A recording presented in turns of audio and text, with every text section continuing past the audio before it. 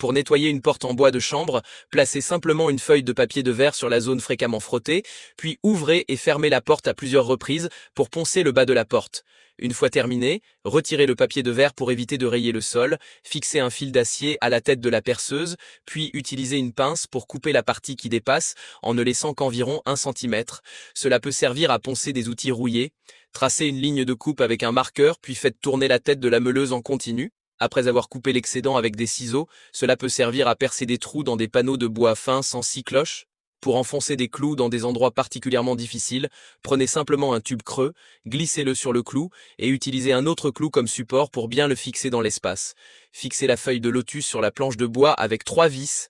Ensuite, sortez la machine à découper et fixez la tête avec des boulons. Vous obtenez ainsi une machine à découper semi-automatique qui ferait pâlir d'envie n'importe quel menuisier. Retirez le culot d'une vieille ampoule, enlevez le filament et fixez-la à une table à l'aide d'un fil de fer. Versez de l'huile de cuisson à l'intérieur, insérez une corde de chanvre et allumez-la. Elle brillera comme une bougie. Prenez une boîte de capsules neuves, remplissez-en une de permanganate de potassium noir et l'autre de sucre blanc. Pour allumer un feu en extérieur, frottez simplement les deux capsules de couleurs différentes, l'une contre l'autre sur une table en bois.